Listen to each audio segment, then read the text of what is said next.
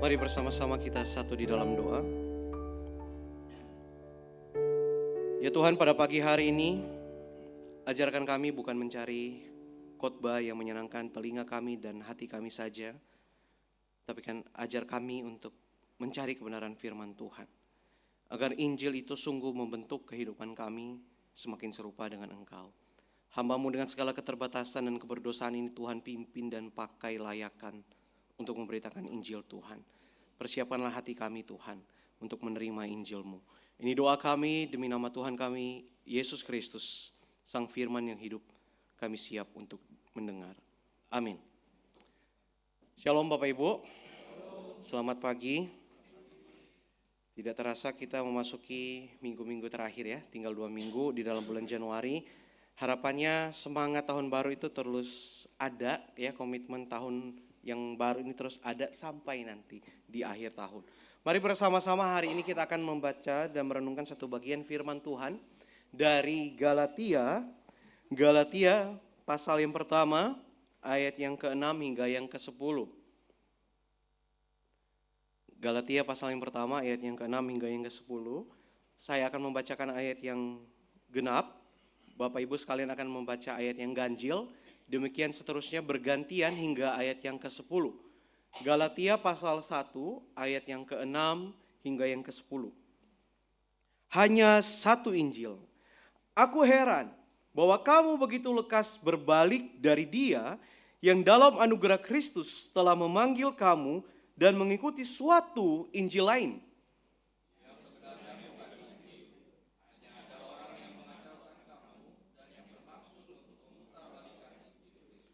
Tetapi sekalipun kami atau seorang malaikat dari surga yang memberitakan kepadamu suatu Injil yang berbeda dengan Injil yang telah kami beritakan kepadamu, terkutuklah dia.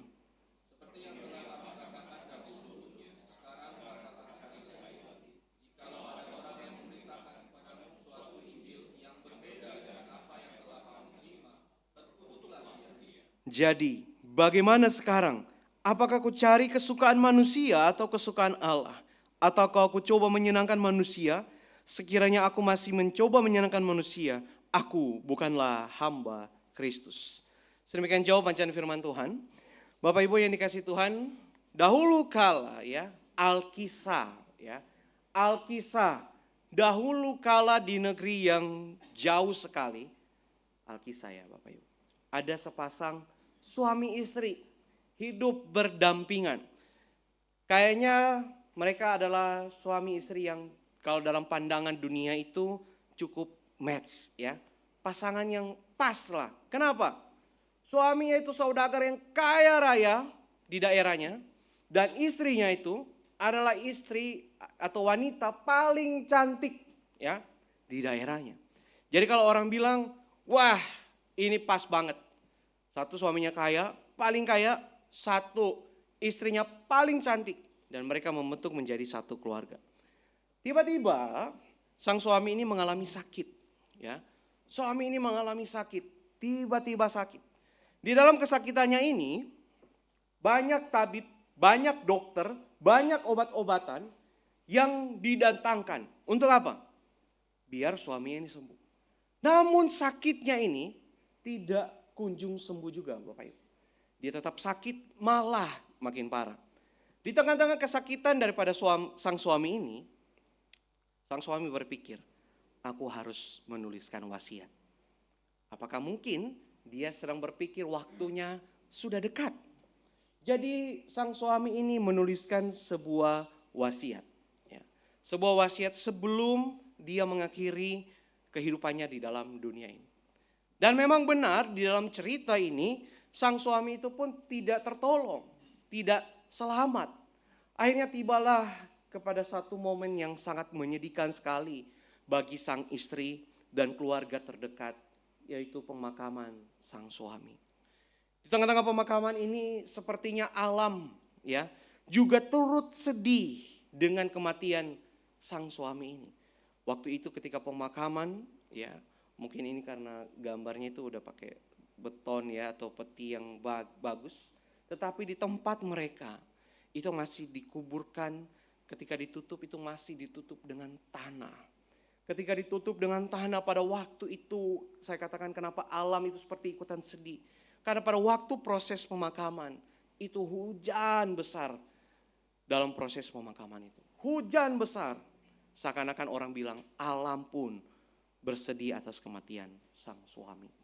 Di tengah-tengah proses pemakaman ini, sang istri diam-diam merogoh dan melihat surat wasiat yang ditinggalkan sang suami. Ketika sang istri membaca itu, ada suatu ekspresi yang tidak tertebak.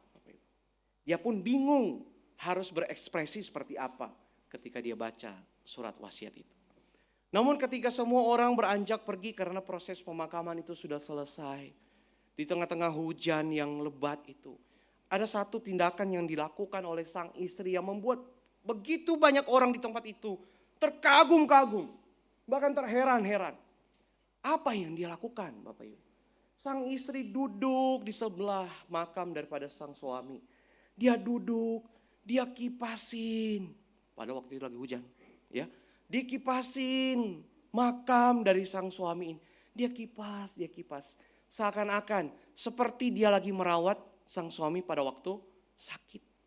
Orang-orang lihat, waduh, ibu ini kasihan sekali, ya. Dia sangat sedih kehilangan sang suami. Bahkan dia belum rela, dia masih pengen merawat sang suami ini. Semua orang pun ikut bersedih dan ikut mengapresiasi sang istri ini. Namun Bapak Ibu, tahukah kenapa sang istri mengipasi kuburan dari sang suami? Ternyata dalam surat wasiatnya tertulis begini. Istriku, saya sangat menyayangimu. Seluruh hartaku jika aku meninggal kelak akan kuwariskan kepadamu. Dengan syarat kamu jangan pernah menikah lagi dengan laki-laki lain sepanjang kuburanku masih basah. Ya. Jadi kan itu hujan. Istrinya tuh kipas. Buat apa? Biar kuburannya cepetan kering. Ya. Aduh, ini kok basah kuburannya. Ayo harus dikipas. Kalau betul ditiup, diapain kayak biar kuburannya cepat kering, Bapak Ibu. Jadi tindakan yang pada waktu itu orang lihat udah terharu, orang udah terpana, ya. Ternyata yang dilakukan sang istri itu agar kuburan suami itu cepat kering sehingga dia bisa menikah lagi dan harta dari sang suami itu menjadi milik dia. Ternyata asumsi semua orang di tempat itu salah besar. Pemikiran orang-orang yang melihat sang istri itu salah besar. Mereka pikir istri ini peduli pada suaminya. Mereka pikir sang istri ini sangat kehilangan dan sangat sayang. Ternyata semua asumsi itu salah. Nah Bapak Ibu, kesini kita bisa melihat bahwa asumsi yang salah bisa membawa kepada keyakinan yang salah. Saya tidak tahu berapa banyak orang di tempat itu yang sudah sangat yakin bahwa sang istri itu sangat kehilangan dan sangat baik orangnya. Namun ini hanya sebuah cerita, ya, cerita lucu mungkin, karena di akhirnya kita tertawa dengan cerita ini. Ternyata maksud sang istri itu tidak seperti itu.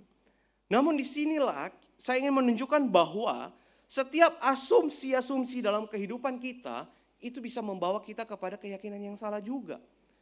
Kalau itu cuma hal-hal yang sepele, mungkin itu tidak terlalu krusial.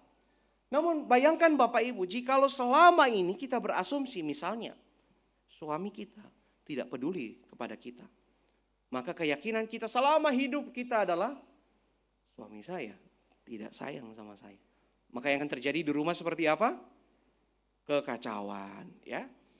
Kita punya asumsi saudara-saudara saya tidak sayang, tidak peduli kepada keluarga saya. Tidak ada yang mau bantu saya ketika saya susah. Itu asumsi kita yang menjadi keyakinan kita. Maka sepanjang umur hidup kita, kita mungkin bisa benci kepada saudara-saudara kita. Bapak Ibu, ini betapa berbahayanya semua asumsi ini dan betapa berbahayanya sebuah keyakinan yang salah. Apalagi kalau saya hari ini berkata, bagaimana kalau selama ini di dalam iman kita, kita percaya kepada satu Injil yang palsu. Betapa berbahayanya semua asumsi, semua pemikiran, semua keyakinan kita kalau isinya itu adalah palsu. Kalau selama ini kita yakin seperti ini, tapi ternyata menurut firman Tuhan itu tidak demikian. Nah, inilah hal yang menjadi sangat urgent di dalam kitab Galatia. Inilah yang menjadi hal yang sangat dikumandangkan oleh seorang Paulus, yang sangat digenjot oleh Paulus kepada jemaat Galatia. Karena mereka telah mempercayai sesuatu yang palsu. Sesuatu yang bukan Injil yang benar, bukan Injil yang sejati. Karena itu kalau Bapak Ibu perhatikan di dalam surat Galatia ini, itu nggak ada salam sukacita.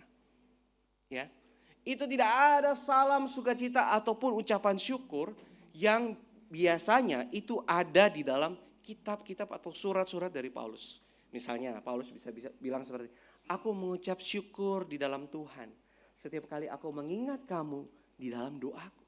Kalimat-kalimat seperti ini tidak ada di dalam Galatia.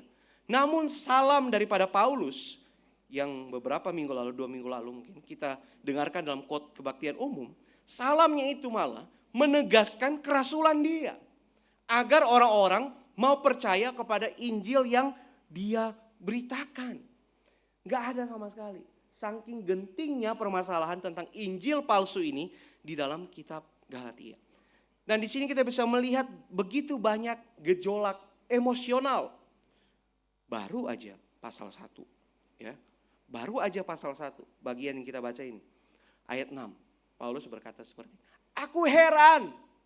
Heran sekali. Dia tidak habis pikir Bapak Ibu. Di dalam bahasa aslinya memang taumazo ini. Itu artinya itu tidak habis pikir. Dia sama sekali gak habis pikir. Kenapa orang-orang di Galatia ini itu begitu cepat berbalik kepada Injil yang lain yang bukan Injil. Heran, tidak habis pikir Bapak Ibu. Heran karena mereka begitu lekas berbalik. Ini sebuah gejolak emosional yang akan kita baca terus menerus di dalam kitab Galatia. Seakan-akan kalau kita baca kitab Galatia, kalau saya bisa bilang ya, seakan-akan Paulus ini nggak berhenti, tensinya tinggi terus ya kepada jemaat yang ada di dalam kitab Galatia. Begitu lekas, hotos tacheos.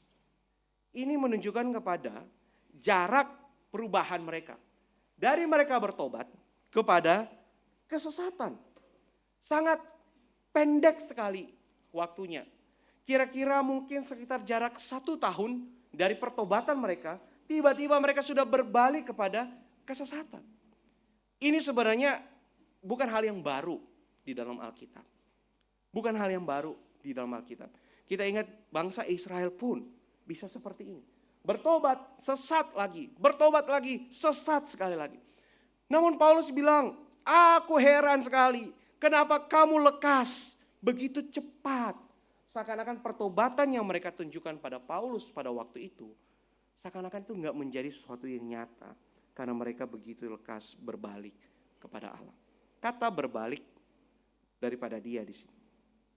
Berbalik kepada Kristus. Ini memakai kata metatitemi. Ya, metatitemi. Kata metatitemi ini bukan hanya sekedar seperti, sekarang benar-benar hanya meninggalkan Tuhan secara harafiah saja. Tetapi kata metatitemi ini sungguh-sungguh menunjukkan bahwa saya ini tidak percaya kepada Allah. Saya benar-benar mau meninggalkan pengajaran Kristus dan berbalik kepada Injil yang lain yang sekarang saya percayai. Bukan orang yang sedang masuk dalam pengajaran yang salah, tapi nanti dia bisa bertobat lagi, kemudian dia bisa dipulihkan lagi. Tapi ketika Paulus bilang berbalik daripada Allah, dengan menggunakan metatitemi, Paulus melihat sebuah hal yang sangat krusial sekali. Mereka bukan hanya sekedar menjatuhkan diri mereka dalam pencobaan, tetapi mereka seakan-akan memberikan sebuah statement. Saya tidak mengikuti Injil Kristus lagi. Mereka tidak mengikuti Injil Kristus lagi. Mereka benar-benar meninggalkan Allah. Meninggalkan pemikiran, meninggalkan karakter, meninggalkan pengajaran daripada Injil Kristus itu sendiri. Jadi Paulus sangat emosional sekali Bapak Ibu. Kenapa kalian begitu cepat? Dahulu kalian bertobat, Tapi sekarang kalian begitu lekas berbalik kepada Allah. Yang sebenarnya itu semua bukanlah Injil. Hanya ada orang yang mau mengacaukan kamu dan berusaha untuk memutarbalikkan Injil Kristus. Bapak Ibu, apa sih yang mau diputar balik di dalam konteks Galatia? Orang-orang Galatia memang mayoritasnya itu adalah orang-orang yang memegang hukum Taurat. Ketika mereka memegang hukum Taurat dan ketika mereka menerima Injil Kristus, mereka harusnya itu hidup berdasarkan anugerah. Kalau dulunya mereka itu percaya, kalau saya melakukan setiap list ini, maka saya akan menjadi seorang yang spiritualnya baik. Kalau saya melakukan setiap hukum Taurat ini, saya bisa diselamatkan. Padahal mereka tahu di dalam diri mereka sendiri, hukum Taurat ini menjadi sebuah beban yang begitu berat. Karena mereka sadar, semua list daripada hukum Taurat ini tidak bisa mereka penuhi. Tetapi ketika mereka belajar, mengenal, percaya kepada Injil Kristus, mereka berkata, saya mau ikut Injil Kristus. Saya mau ikut Yesus Kristus itu sendiri. Ketika mereka sudah memberikan statement iman seperti ini, namun kebiasaan mereka melakukan hukum Taurat ternyata nggak bisa lepas. Jadi ada orang yang memutarbalikkan, kalau kalian mau selamat, perhatikan, syarat untuk selamat yang diputarbalikkan di sini adalah bukan hanya melalui anugerah saja di dalam Injil Yesus Kristus. Tetapi orang ini mengacau balaukan orang-orang di Galatia. Guru-guru palsu ini, pemberita Injil palsu ini mengatakan kepada orang-orang Galatia, kalau kamu mau selamat, harus percaya anugerah, percaya kepada Yesus Kristus. Tetapi jangan lupa ada plus-plusnya. Melakukan hukum Taurat. Bapak Ibu, mungkin kita sampai di sini kita berpikir seperti ini. Ini kan bukan hal yang krusial, ya kan? Ya nggak apa-apa dong kalau sekarang mereka hidup dalam anugerah, terus kemudian mereka melakukan hukum Taurat. Kan tujuannya juga baik. Bukankah hukum Taurat itu diciptakan untuk membawa bangsa Israel, orang-orang Yahudi ini menjadi orang yang lebih baik? Mungkin kita berbicara seperti itu. Namun tahukah Bapak Ibu? Hukum Taurat di zaman mereka itu sudah dimodifikasi. Semakin banyak hukum Taurat yang diberikan. Dan bahkan hukum Taurat ini menjadikan mereka ada budaya legalis. Ya. Budaya legalis. Bukan hanya sekedar untuk hidup menurut Taurat Tuhan. Tapi budaya legalis ini dipakai untuk menjatuhkan orang. Jadi siapa saja yang mereka lihat dengan sengaja mengamat-amati. Siapa yang tidak taat Taurat, mereka bisa melaporkan untuk orang ini dihukum. Karena itu Bapak Ibu bisa melihat di dalam perjanjian baru, ketika ada murid-murid Yesus, atau bahkan Yesus itu sendiri, bagi mereka tidak taat Taurat, mereka akan dengan gampang melaporkannya kepada ahli-ahli Taurat, orang-orang Farisi. Untuk apa? Biar Yesus dan murid-muridnya dihukum. Tetapi bagi Paulus, ketika punya iman, Kristus adalah Kristus itu sendiri. Selamat hanya melalui jalan kepada Kristus tidak bisa dicampur-campur. Gak bisa. Jalan keselamatan itu hanya melalui anugerah yang diberikan oleh Yesus Kristus itu sendiri. Tidak bisa dimix, tidak bisa dicampur. Plus melakukan Taurat atau kepada zaman kita sekarang. Kalau mau selamat percaya Yesus Kristus plus kita harus melakukan perbuatan baik. Jalan keselamatan itu hanyalah satu. Paulus menekankan sekali lagi dalam Galatia 5 ayat 4. Jikalau kamu lepas dari Kristus, jikalau kamu mengharapkan kebenaran oleh hukum Taurat, kamu hidup di luar kasih karunia. Gak bisa dicampur Bapak Ibu. Kalau kamu hidup oleh hukum Taurat, kamu akan hidup di luar kasih karunia. Tetapi kalau kamu hidup berdasarkan Kristus, kamu akan hidup berdasarkan kasih karunia itu sendiri. Seorang teolog mengamini hal yang sama. Martin Luther mengatakan seperti ini. To mix law and gospel not only clothes the knowledge of grace, it cuts out Christ altogether. Jadi ketika mereka mencoba untuk mencampur antara hukum Taurat dan Injil itu sendiri, bukan hanya sekedar memberikan banyaknya pengetahuan di dalam pikiran mereka yang semakin bercampur aduk tentang anugerah, tentang hukum Taurat, tetapi itu pun sebenarnya sedang meninggalkan Allah itu sendiri. Jadi Bapak Ibu, memang di dalam surat Galatia ini ada jemaat-jemaat yang bisa dikatakan spiritual hunger. Mereka sangat lapar sekali dengan hal-hal yang bersifat spiritual. Saking laparnya, mereka mencari-cari kepada Injil Kristus. Namun mereka rasa ini tidak cukup. Dan ada guru-guru palsu yang memakai spiritual hunger ini untuk menuntun mereka kepada iman yang salah, kepada Injil yang salah.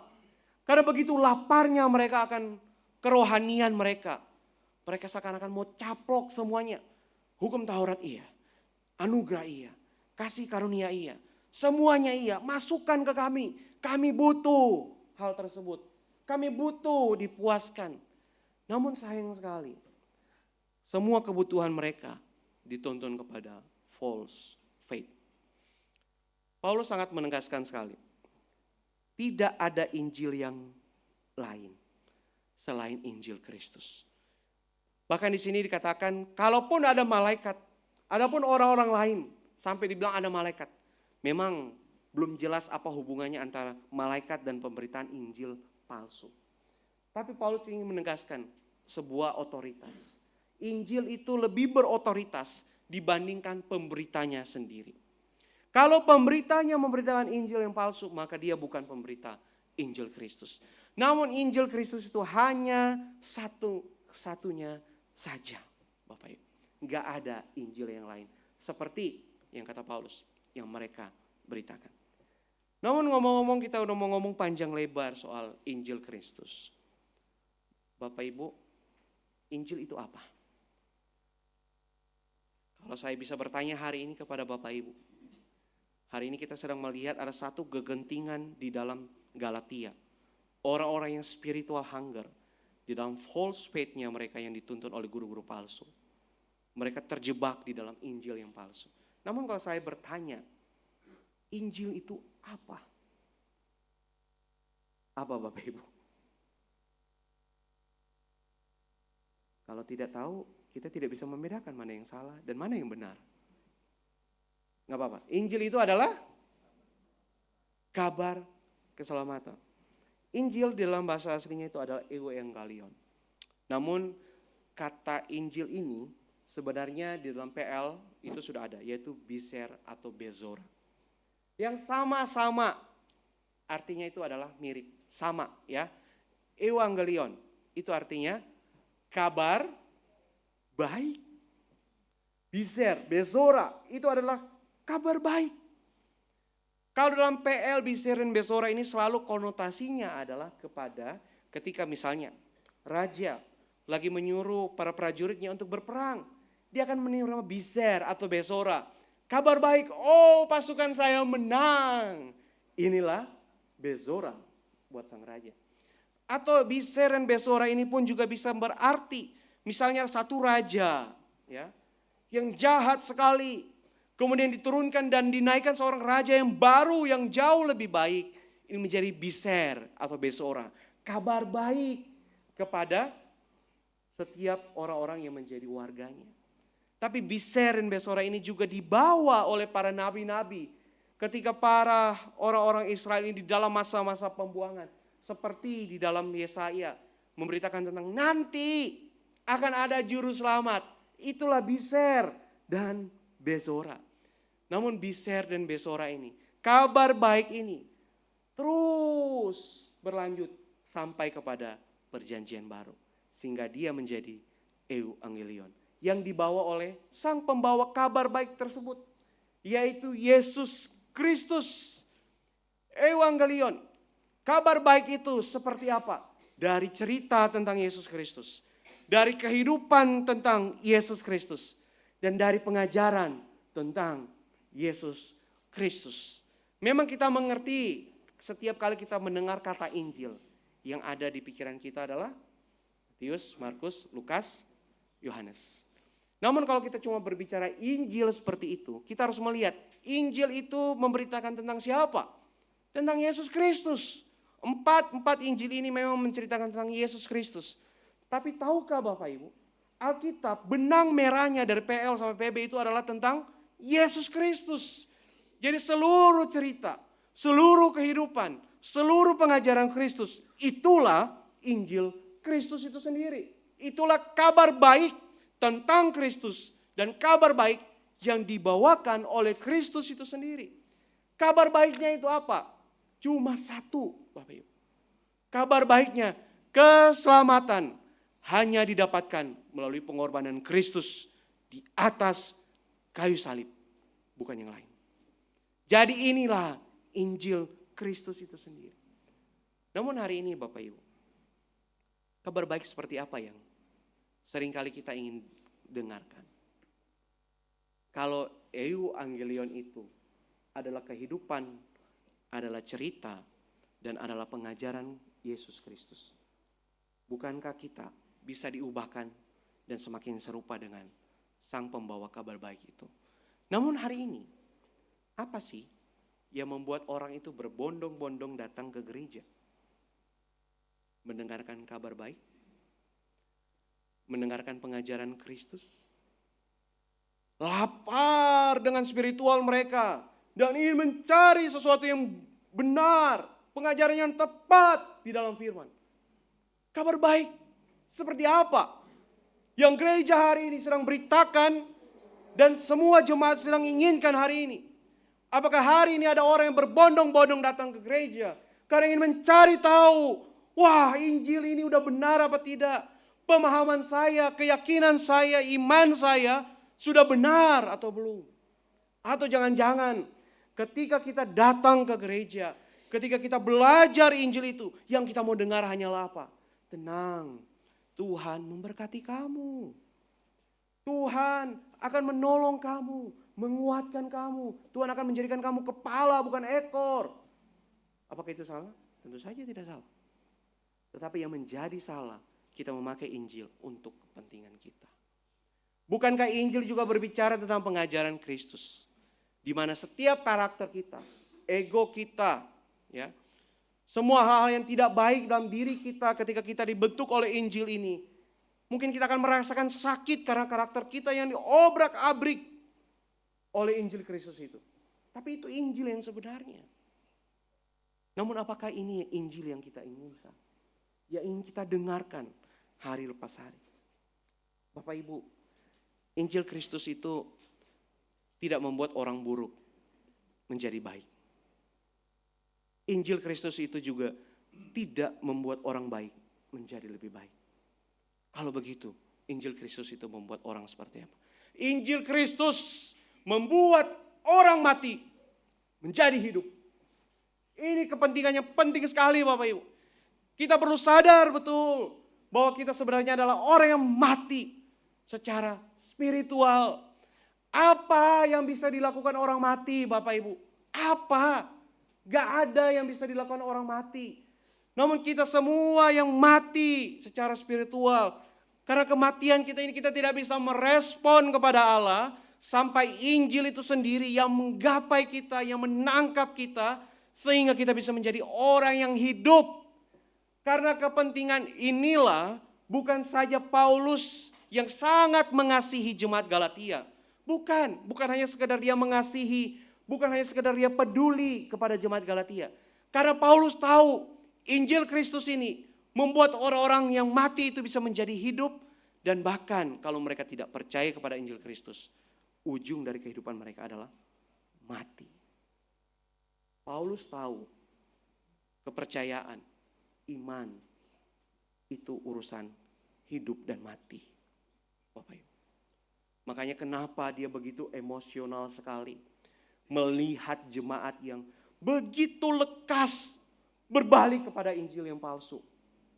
Begitu lekas berbalik kepada Injil yang palsu. Karena dia tahu Ini urusan hidup dan mati. Bapak Ibu, kalau Bapak Ibu terkena satu penyakit yang langka, ya, yang langka, Bapak Ibu keliling ke berbagai macam dokter, katakan. Tapi dokter meyakini semuanya, kamu terkena penyakit yang langka. Semua diagnosanya sama. Kalau Bapak Ibu ketemu, ya, ketemu satu jawabannya, dan cuma ini satu-satunya jalan. Apakah Bapak Ibu akan mengabaikan hal tersebut? Dokter bisa bilang, hanya ini, hanya obat ini yang bisa membuat kamu tetap bertahan hidup. Apakah Bapak Ibu, oh ya sudah deh, gak apa-apa. Apakah Bapak Ibu akan cuek seperti itu? Enggak kan? Ketika Bapak Ibu menemukan obat yang bisa menyembuhkan Bapak Ibu, yang bisa membuat Bapak Ibu bertahan dari sakit penyakit, Bapak Ibu akan terus mencari itu, dan sangat meyakini, saya butuh itu. Tapi hari ini, berapa banyak orang yang salah dan tidak menyadari bahwa pemahaman tentang Injil itu adalah urusan hidup dan mati.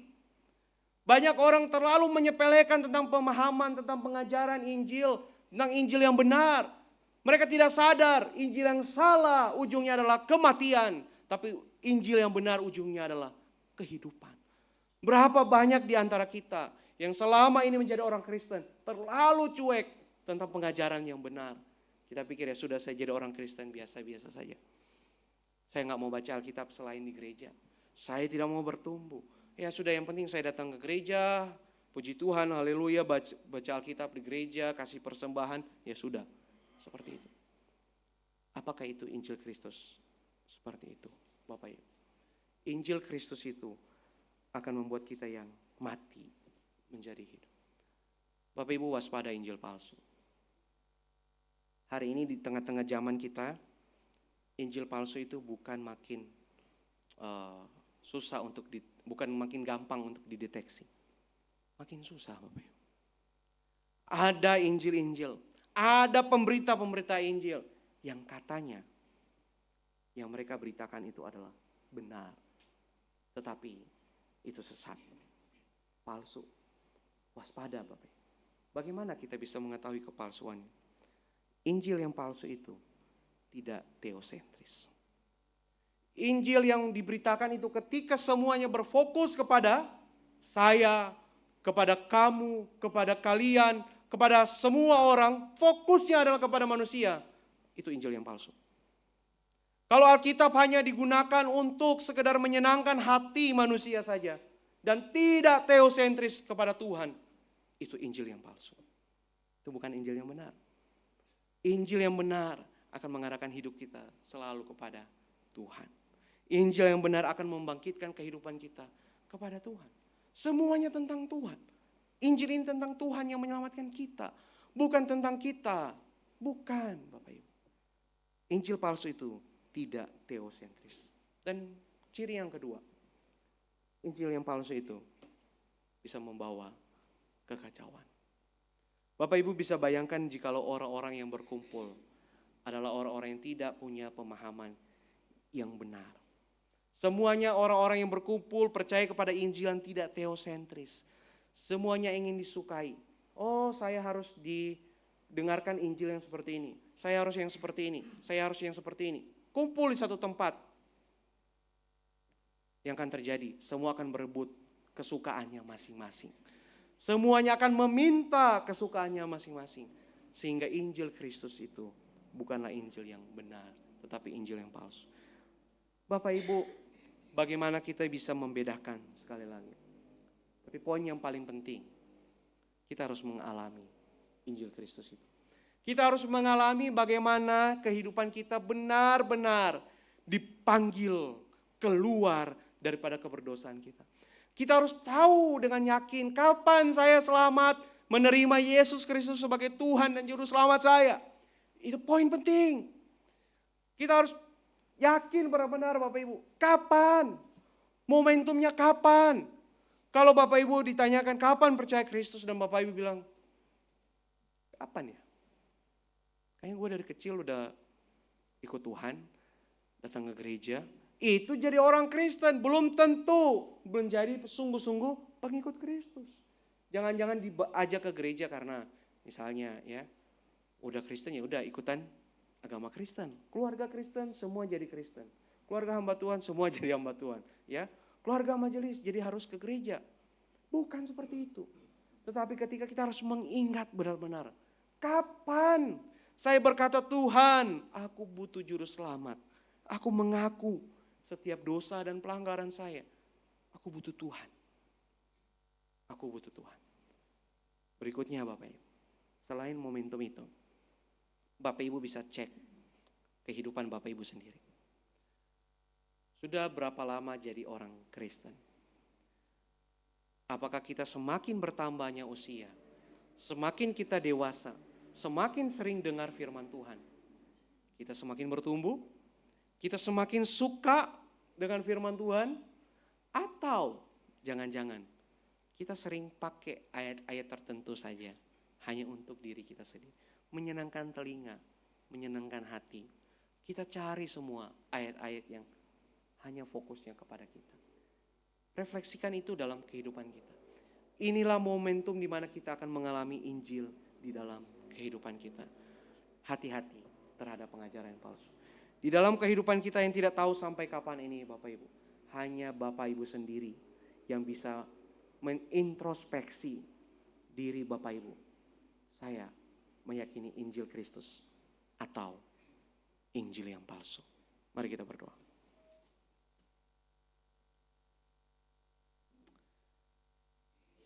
Bapa di dalam kerajaan surga, setiap kami adalah orang-orang yang mati secara spiritual. Kami membutuhkan Injil itu untuk membangkitkan kehidupan kami. Ya Tuhan, kalau hari ini kami yang ada di tempat ini belum sungguh-sungguh mengenal Engkau, belum sungguh-sungguh percaya kepada Engkau, tolong kami Tuhan. Berbelas kasihanlah kepada kami. Dan kiranya kami semua di tempat ini boleh mengalami Injil Kristus itu. Biar kehidupan kami diubahkan. Biar kehidupan kami semakin serupa dengan Engkau. Kehidupan kami bukan tentang kami lagi, tetapi tentang Kristus. Ini doa kami Tuhan. Dalam nama Tuhan kami Yesus Kristus, kami berdoa. Amin.